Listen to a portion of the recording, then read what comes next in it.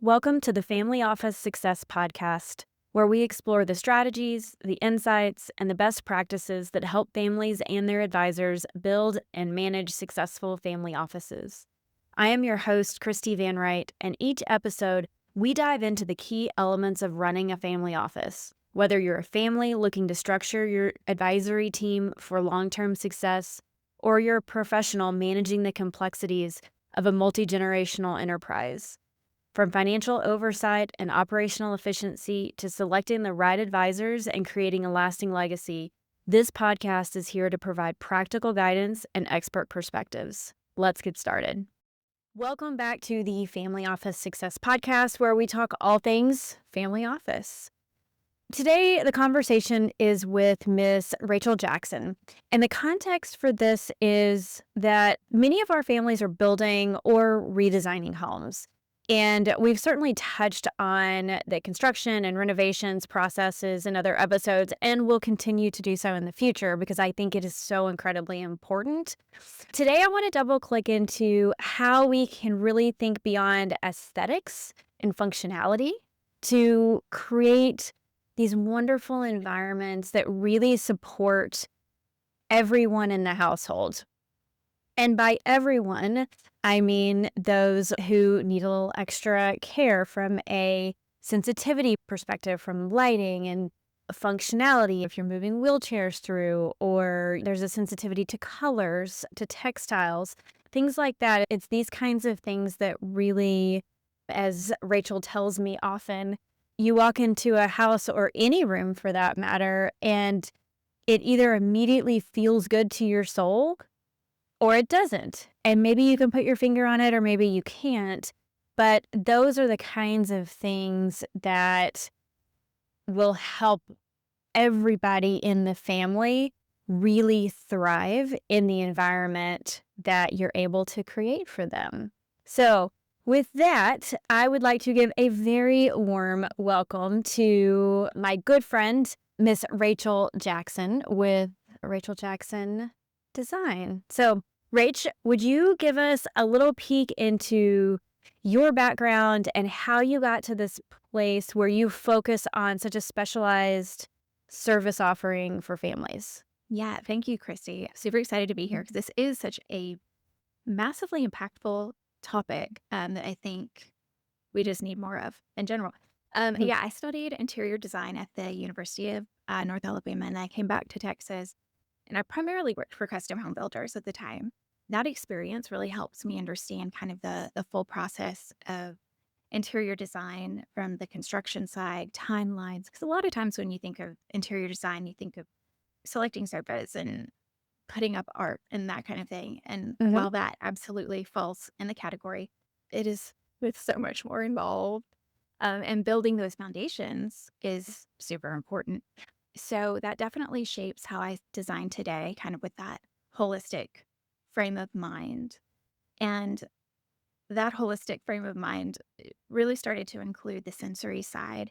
Our family, we have ADHD, we have autoimmune disorder, we have things that definitely impact and change how we feel day to day at home. So I'm able to kind of bring all of that in, and we'll talk more about that later. But over time, working for those home builders, I built a lot of trust with the clients, and they were like, "Oh, well, can you help us furnish the home once we get to that stage?" So in 2014, I opened Rachel Jackson Design so that I could kind of do that, offer that full service support for people who wanted from construction through those finishing touches. But working closely with those families, again, I noticed those patterns, how sensory needs showed up. And sometimes it's related to ADHD or autism or sensory processing, but it can also be situational. Like, I will say, I noticed patterns, and those of us who are in that sandwich generation where we're caring for maybe aging parents while at the same time raising older kids and those transitioning into adulthood themselves, we're pulled in a lot of directions. And that can just be, we just need a home that A is not this. lot. Yeah, yeah. Also, life stage where you have like 3 kids and none of them are in school yet. And the house is just chaotic and you need to be able to carve out some place for yourself. So yeah, sensory needs can fluctuate over time. It can be due to neurodivergence, or it can be situational. So a lot of these things are coming up. And so when life gets unpredictable, our surroundings are either going to overwhelm us more or help to ease it. And I have seen it ease it enough to where that's just what I want to provide for everybody. I love that. Just as a general, whenever you're doing any kind of interior design, you're always coming in and looking at it from that Mhm. perspective. Definitely. Yeah. Yeah. Let's introduce this idea that design is more than beauty, or rather pull on this thread that design is more than beauty. It is behavioral, it is sensory, it's emotional, and it's deeply personal. Um, so talk us through what that looks like a little bit. Yeah. So the sensory aspect of it, it does look at what we feel, but not just what we see. Like, how does the sound bounce off of your floors? Mhm. Do you need more rugs? Do you need more soft furnishings inside so it can kind of absorb that? How do the fabrics feel on your skin? Some people are really sensitive to that. It was literally, in fact, over the weekend, I was at a store with my son, Jackson, and he has his eczema gets pretty flary. It's helpful though when he puts on a shirt in the store and he gets an immediate reaction. And he's like, "Oh, not this one," and I'm like, "Yes." So Great. some people are just so stinking sensitive, which again helps narrow down and helps make decisions. So I don't think I think all of it is guidance. Okay, so you've got that you've got yeah, is the lighting aggressive? Are they overhead can lights that are on at full blast, or are they kind of layers of light that are hidden? You're having, the glare in your eyes. All of these Mhm. things are coming at us, whether we consider ourselves sensory, like needing sensory friendly design or not. Right. So, good design that honors every person's experience in the home, that's kind of what we want to look at. And that's what questionnaires are for. That's why we're getting into like, how do you function? What do you like to do in the evenings? Where do you like to spend your time? Because even something, say the lighting, wherever you spend time in the evening, you want to make sure that, and this is a little deep dive into nerdy light stuff, but you want to make sure the kelvins, which dictates the lighting temperature, isn't above 3000 kelvins wherever you're hanging out at night, because that's going to impact melatonin production. So even on like a does it feel good level, there's that, but there's this, oh, I'm impacting how quickly I'm getting to sleep potentially with some of these design decisions. And it doesn't take any extra money or anything like that to change the temperature of your light bulb. It's just Mhm. knowing which one to pick in the first place. So it's kind of, I It's funny. So we do a lot of construction and renovation oversight for our families. I think once a family gets into designing their homes, yeah. it's just innate that you're going to keep going and you're going to design more. You're going to buy more property, real estate, and you're going to redo it. And so we, as a result, we have a lot of construction projects, sometimes multiple, going all at the same time. But I used to be surprised, and now I start asking the questions up front. Do you like seeing lights? Do you want to have switches on the wall, or do you want to have switches on your phone? What do you Yeah. like to see? And so this has definitely been something that we've been doing a lot of, and working with folks like you who you're doing the work. Just take it a step further, ask some additional questions. Yes. And that deep dive, when I start a project, especially if we're not doing a ton of construction, say it's just primarily furnishings, people, once they decide they want to do something, they're like eager. They're like, let's get shopping. And I'm like, oh, not yet. We have some questions. Just But want it. and have questions first. Right. But then the thing is, if you really assess how you live, how you want to be in your space, the end result is going to be so much more enjoyable. Yeah. Like, you're going to truly and holistically, going back to that word, feel good and function optimally in your Yeah. space. Takes a little work on the front end, but it is worth it. Worth it on the back end. Yeah. So I think that pulls us into design, certainly design in our residential spaces in our homes. But I suspect that there's a bit of a riff off of when you're starting to work with a family, when you're asking these questions, and you can confirm or deny if I'm on the right track here, that, where do you like to go? What are commercial spaces you like to be in as well? Kind of that riff off of you walk into a hotel and you take a breath versus you walk into another hotel or restaurant or really any room. We all know there are those places we walk into and we're just like, I'm so happy to be here. I just want to live here. And there are others that they don't hit your radar at all. You're walking through, no big deal, whatever, neutral. And then there are others that you're like, get me out of here. I don't know why, but it's not right. So talk about a little bit about how those commercial spaces, because a lot of our families are also doing office buildings, they're doing hotels. We're not just talking family. So just Yeah. a half a second on how you curate a commercial space and So, then tie that back. okay. So what I would say for sure, I mean, it depends on the purpose of the commercial space, like the kind of restaurant where you're wanting people to order courses and linger and, stay for drinks and dessert after and all of that is going to be designed differently than Chipotle, where it's just kind of like, get in, let's go, boom, boom, boom. Right. So we all acknowledge that there are different the design psychology depending on which kind of commercial space you're doing. And that's one reason why we know it works. And we know we should bring it into the residential side because it clearly Right. works commercially. Yeah, I would say with commercial spaces, it is looking at the intent. And then instead of making maybe the traditional choice or just kind of the choice that's on repeat, take a look at could we serve people better by doing it a little differently? Could we bring the lighting temperature down a little? Could we make it dimmer potentially? Just make it more enjoyable because here's the thing, people who are not as sensitive are going to go into the place regardless and not feel as intensely as people who are more sensitive.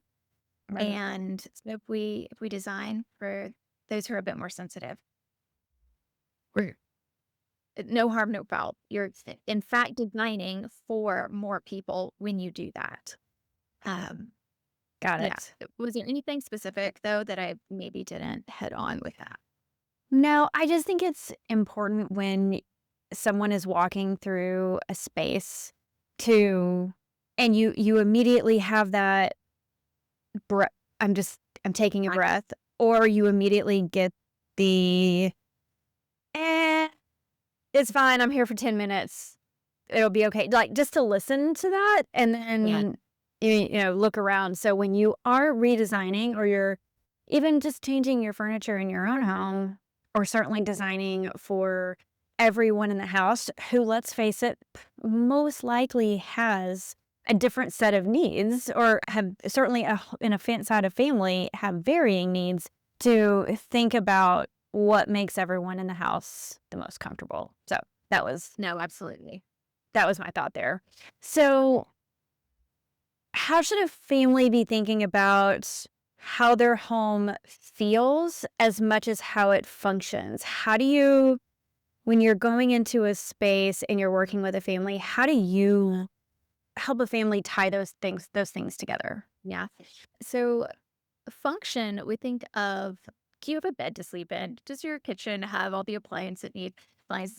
So function is pretty easy to get, at least superficial function. I definitely think that every single designer, every single like architect, all that, I think we need to work more closely with professional organizers because I think there is a level of functionality that professional organizers bring that helps us function better on that more day to day level. And that ease brings ease into the home.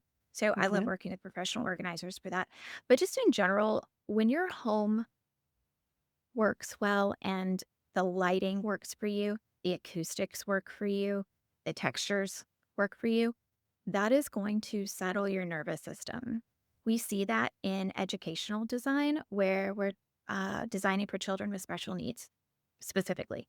Sure. Their nervous systems are already on high alert. So we already know how to design to soothe and settle and give the best foundation possible for the nervous system. So again, taking something we know about a certain aspect and bringing it home, yeah, how can we make the home a place where everybody kind of is able to be calm? And you can have the most efficient layout in the world, but if the lighting is aggressive, if the noise is aggressive, all of that, you're just never going to feel settled. So Mm. that's, yeah, just the emotional tone of the home is kind of setting that baseline. And that's where we want to really dial in. Got it. So it feels like we're even we're kind of talking short term you're walking through, but the long term impact of having a thoughtful design. I'm guessing everyone listening has probably been in a space, whether you rented an apartment at some point or you were in an older home before it got renovated, or even you were buying a home, Airbnb. Airbnb or is an classic. Airbnb. Perfect example of how, again, you're there for a short time, and so you're like, I can make it work. It's okay. Yep.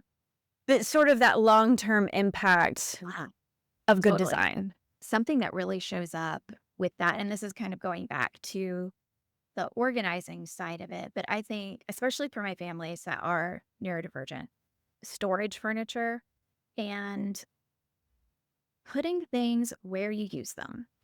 Because those of us, so I have ADHD and my brain is thinking of like six things at a time and I am going, here and there. And so before I put things that I used as I was going out the door by my door in a little like storage cabinet, which it looks super cute. You wouldn't be able to tell what it is, but on the inside, it's like, it's got sunscreen, it's got ball caps, it's got things that you would normally think of as, hey, I keep this upstairs in my bathroom, I keep it upstairs in my closet. Not Right. me. And not people who want to live in that like functional, how does this help me keep things put away? Because if I had to put it upstairs in my bathroom or my closet, it would pile up on the kitchen table because I know I need to take it upstairs, or it's gonna sit on the stairs for like a week or until my husband puts it away because I stopped Mm. seeing it. And so, yeah, just once I made that change, I don't I don't have that issue anymore. Like everything's where I need it when I need to go out the door. And so it's given me like stress I didn't really know was there. I don't have anymore. And so it's about making these little choices that kind of over time is lowering the threshold. Because when we're feeling good, and here's the thing too, when we're feeling good, when we have high capacity, we're able to do a lot of these things. But illness hits, family transition of some kind hits, like something Yeah. happens Yeah. in that system, you want that system, that support net of a system there. So Yeah. making that happen beforehand, before the, what hits the fan, that's what helps. Love that. And as a reminder to everyone, small tweaks don't have to mean there's an open shoe bin at the door, though that might be the most efficient for your family, but it doesn't have to be. Now it can be Um, it can still be aesthetic because that's another thing is visual clutter. Visual clutter is one of the most, it's a big one for uh, me. yeah, irritation inducing things for people who are built like that. Yeah. And so Yeah. what are we doing to kind of quiet things? We haven't quite touched on it, but it's sensory seekers versus sensory avoidant. So when I'm working with a family who has a blend of those, but that visual stimulation really comes at people who are easily overwhelmed Mhm. visually. So Yeah. Yeah. So, yeah, I'm definitely in that camp. I do not like having a lot of things around. It just they it just great. gets, it really does. And it changes my focus and it changes what I'm thinking about. And for the most part, I can turn it off in someone else's home because that is theirs and that is how they like to live. But in mine, we're pretty, we're pretty basic around here and everything needs a home. Yeah. So let's continue along these lines. we're really having this conversation because you focus on this specific need. Let's talk a little bit about what it means to be neurodivergent and reiterate how that shows up in daily life.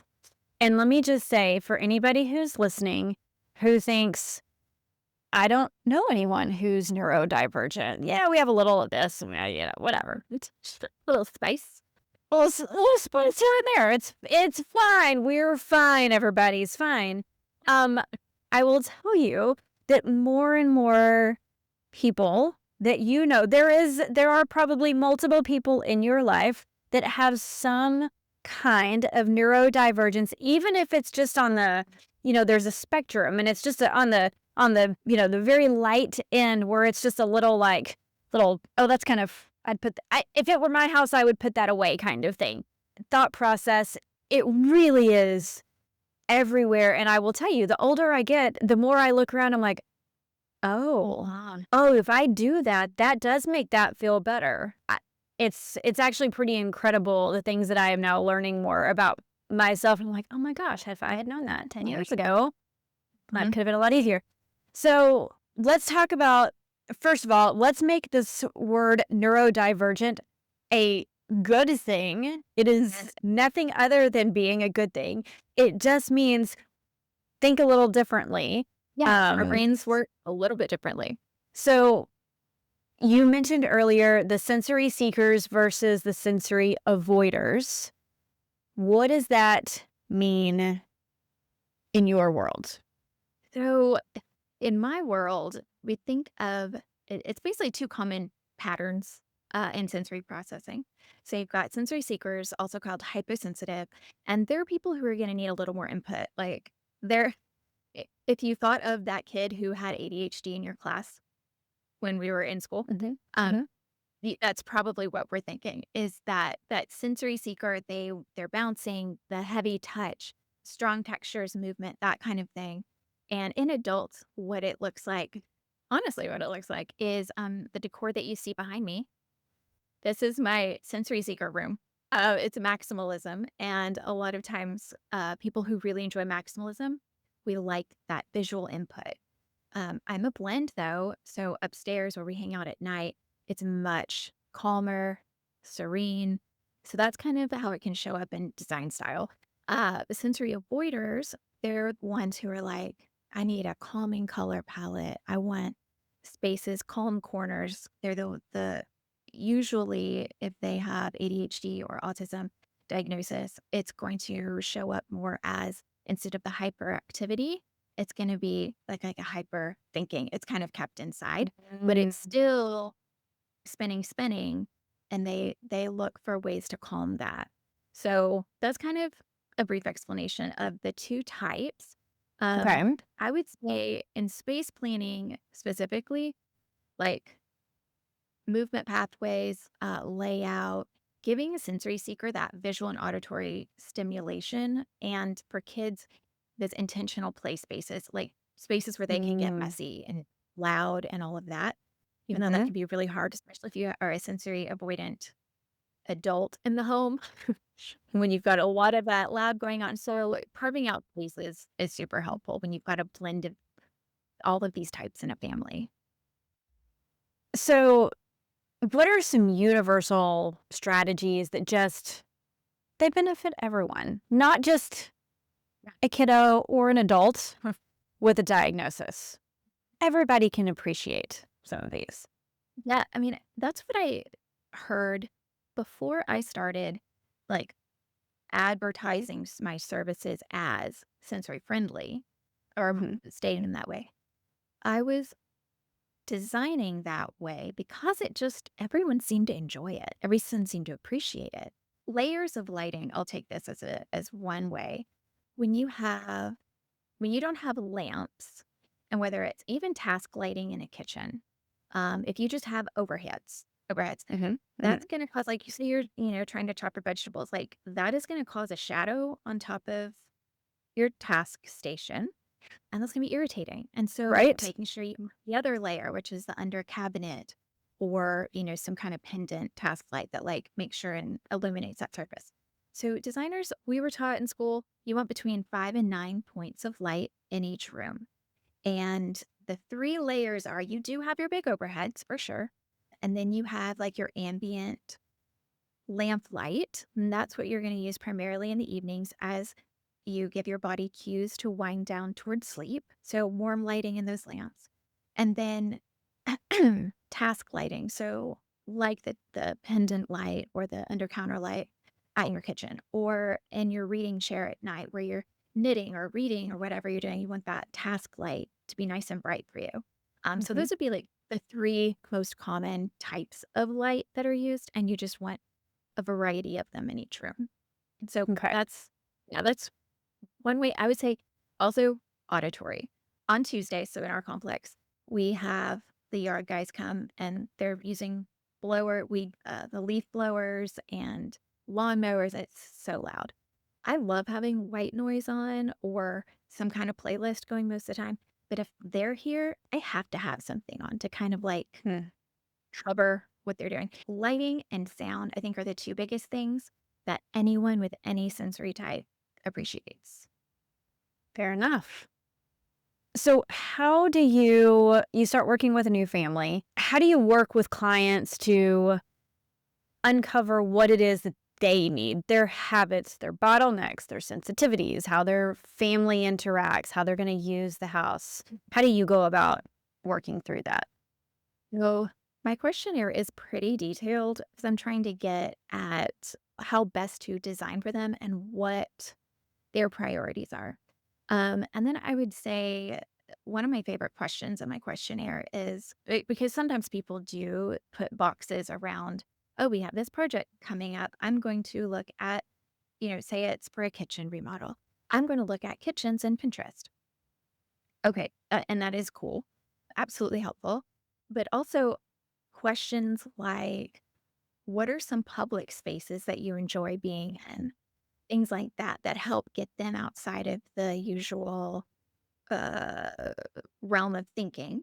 And then that can kind of add some excitement like, oh, you mean, we can channel some whatever it is. ABBA is one of my favorite restaurants visually here in Austin. I think they've got a couple other locations, but it's so the word, the technical design word is biophilic, but it's very meaning Oh, like lots of biology, lots of plants. So it's a lot of green, got it. very biophilic environment, which again goes back to in sensory design.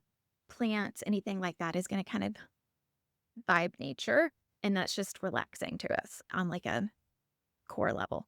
But anyway, so yeah, it's questionnaires, it's digging into their day-to-day routines and what places they feel best in. I would assume on the other side of that it would be what places do you not feel good in? Completely. And a lot of this is like, what colors do you want to avoid? What patterns do you want to Yeah. avoid? Because people do tend to have some strong opinions and kind of be more aware of those, I feel like, than the other side. But yeah, I both agree. definitely help. Yeah. Mhm. I do feel like for me the extremes are if I walk into a space and I'm like, nope, Yeah. gotta get out of here quick because it just doesn't feel good versus the spa or the Oh my God. No. and you're like, can I move in? I'll be here next week. It's fine. Oh, every time I look into a spa, I'm like, Rachel, why do I not come to this? Like, why do you not schedule these more? Like, why? Like, I know. And Yeah. I will say too, as far as design trends that I'm seeing is and I love this so much, is a trend toward it's an overall wellness trend, but Mhm. is prioritizing those textures. Maybe a sauna. I put a sauna in a client's home as one of my projects in Dallas last year. And we did a sauna and it was one of the best things ever. We did cold plunge, just the whole thing. And Yeah. you may not be able to go all out with that, but you can definitely bring in some aspects. Because here's the thing again, you're going to remodel anyway. Why not remodel with that in mind? Agreed. Agreed. So, one of the things that I love about how you design and how you're thinking about when you're designing, especially for this segment of the world, which I will again reiterate is about 99% of us, on some level, bringing in professionals like occupational therapists or other therapists that are working usually with adults or the kiddos who are in these services, talking with them about what this child or this adult may need because they've worked so closely with them. So See, yeah. yeah. So talk to us a little bit about how you have incorporated those kinds of conversations and the other professionals in a family's life to bring that in on the design side. Yeah, sure. So it is pretty common to have a kind of your ADHD or autism management team. And that is, depending on the age, like with it, when it's younger children, there's usually an occupational therapist involved. If you're an adult or older teen, it's an ADHD coach or an ADHD Mm. informed therapist. And one of my favorite services that I offer is a sensory friendly home assessment. And it helps look at kind of how everything runs in your home, what some of those bottlenecks are, and provide a very specific, very unique roadmap for you. And part of that service is if you do work with a management team, because some people are very just self aware and they're like, this is my thing, XYZ. But if you do have a management team, you can set up a share information. We sit on a call and I'm like, hey, what, after you working so closely with this client for so long, what do you feel like? What is your input on what would benefit them? Mhm. Is it one of those day to day storage strategies? Do they need a command center where there's like dated calendars and none of that pre filled stuff? Like they need it printed for them and it's right there. Is it the laundry and kind of the day to day tasks overwhelm them and we need to Mhm. create kind of focus there. So it's just another way for me to get, I use my questionnaire, but then this is another way to get some information so that my time with clients can be spent in a very intentional, customized to them, efficient way. So I love getting all the information I can. I love that. I think that's so cool and such a great use. We are integrative family office services. I believe strongly of that bringing a family's team together and integrating them and integrating Mhm. information and knowledge is what pushes. I always say it takes a village to support a family, and I think that's true on for what we do for a family, but it's true when you're for what you do for a family too. The more information that you can have about how they're going to use the home and who's living there and what everybody's needs are, the better the outcome is going to I mean, be it, ultimately. yeah. Yeah, Yeah. well, exactly, because that's the end goal is creating a home that can, in some ways, not quite autopilot, but it's functioning a lot better for them than it has in the past. And Yeah. so, how can we get that for the client? Yeah. Totally. I love it. I love it. Okay, so what are some things that just generally someone should avoid? Let's say they're going into a renovation or they're thinking about doing construction on a new home. Just kind of big picture. What Mhm. do you steer people away from? Oh, that is a tricky one because everybody is so different, has different That's desires okay. for their end project. But in general, I want to set expectations that for a project to come out really well, it is just going to take time. Slow design ends up being really settling design because when you design something slowly and intentionally and crafted for you, it just ends up working better typically in the long run. So, getting on board with, yeah, be efficient with your decisions and put together that design team, whether it's the architect, the designer, whatever crews and people that you're working with. Um, Mhm. get all that information together as easily or as quickly as possible. So you can make those decisions quickly later, but just know that it is just a process that takes time. Got it. Okay. Um, Are there any, I think we had talked about like a blueprint, a couple of things that maybe we can share with folks Yeah, if they're absolutely. interested. Yeah. Cool. So Okay. I've got a sensory friendly home blueprint that I will share the link with Christy so she can put that where it needs to go.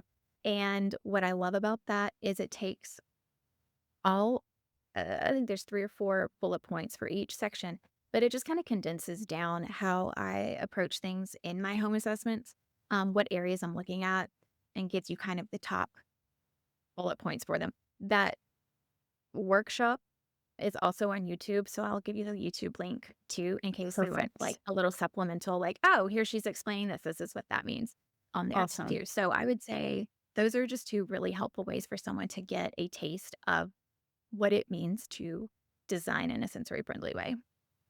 I love it. We will absolutely be linking to both of those.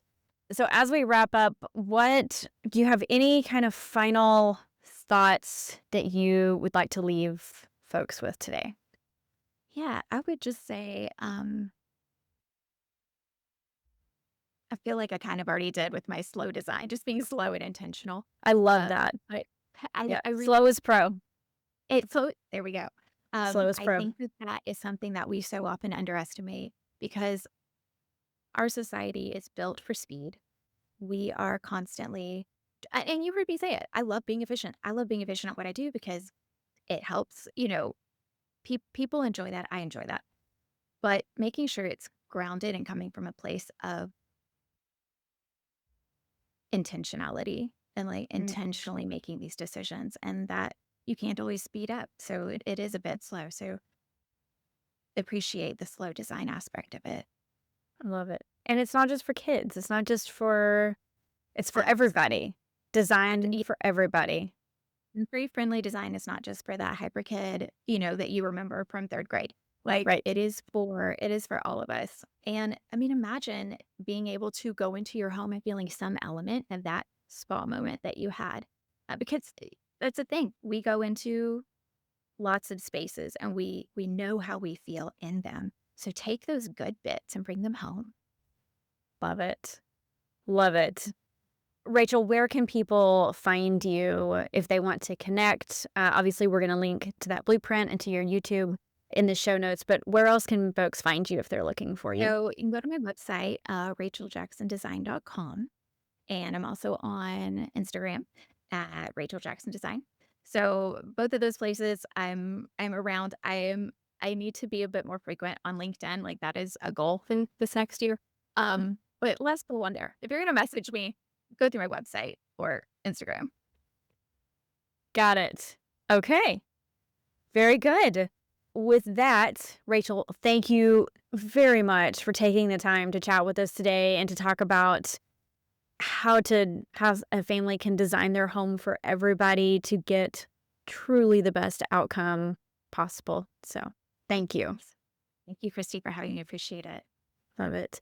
And thank everybody for listening today. If you like what you heard, please like or subscribe to the podcast or to the YouTube channel. We would love to have you as part of our family. Thank you for joining me today on the Family Office Success Podcast. I hope you found this conversation insightful and valuable as you navigate the complexities of family office services.